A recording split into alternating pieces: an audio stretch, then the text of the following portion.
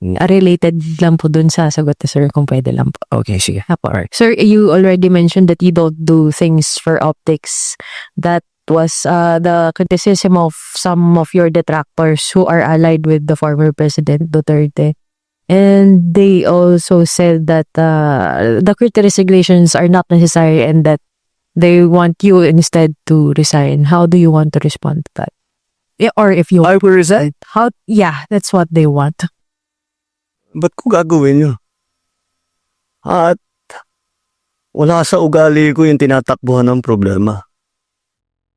Magandang gabi po, Mr. President. Sir, you mentioned during your podcast na sawa na yung mga tao sa politika, and yet next week magsisimula na po yung impeachment trial against Vice President Sara Duterte. I'm How not could- sure I see the train of thought there. Sawa ang tao ng politika pero may impeachment. Yes, sir, because it's a political proceeding. So do you see this as a start of another political chaos? The legislators, the senators and the House are going to decide on how to handle it. I don't think that they've made any decisions yet in that regard. So let's let it's in there. It's there. Nasa kanila yan eh.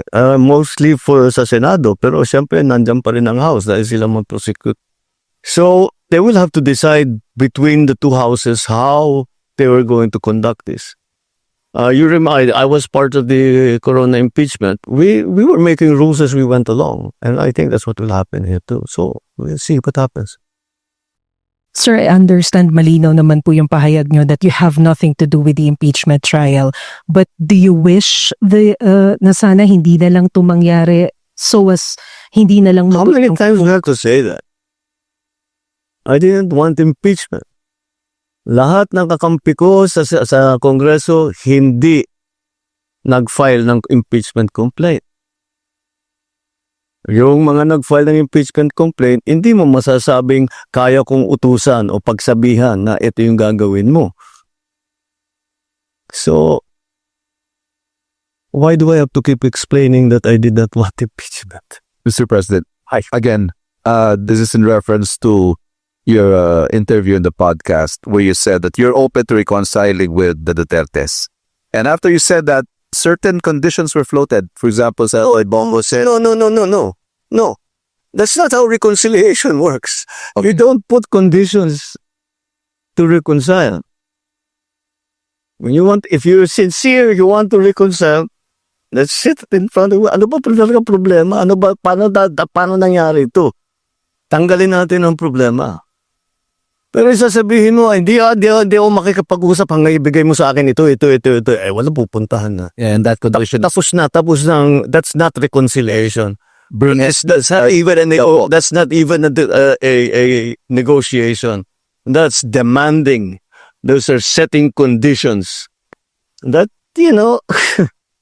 So, ano sasagutin ng kabila? Itong gagawin mo, sasagutin mo, hindi, gagawin ko yan kung gawin mo naman ito. Wala nang pupuntahan yun. Tapos na ang usapan.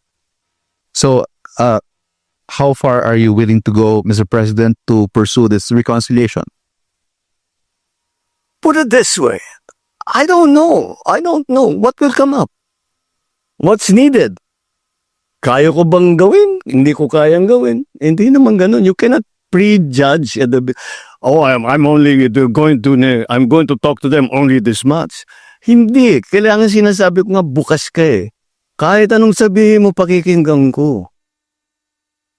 Kung talagang tapat ako na nais ko mag-reconcile, di sa isipin ko lang, lahat ng hiningi mo, lahat ng hinanakit mo, kung kaya ko ayusin, di ayusin ko para tapos na to.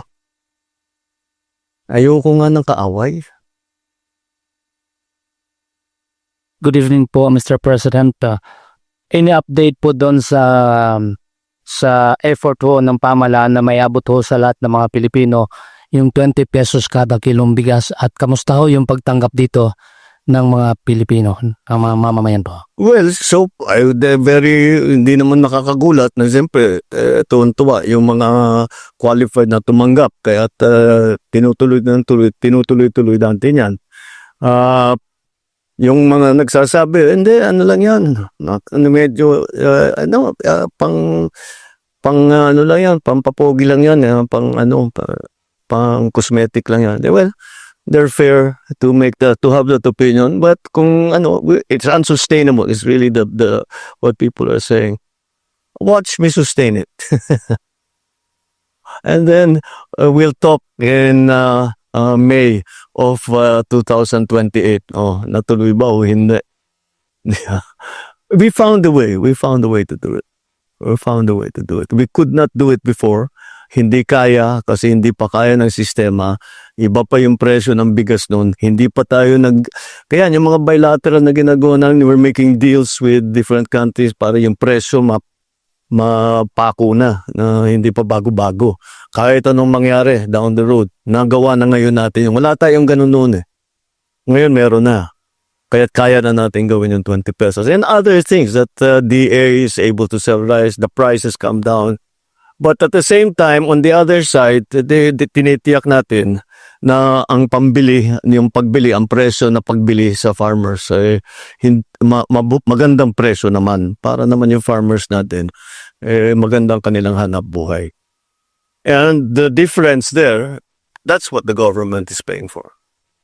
Sir, according to the latest Pulse Asia survey, your trust rating is significantly lower than that of Vice President Sara Duterte and former President Duterte.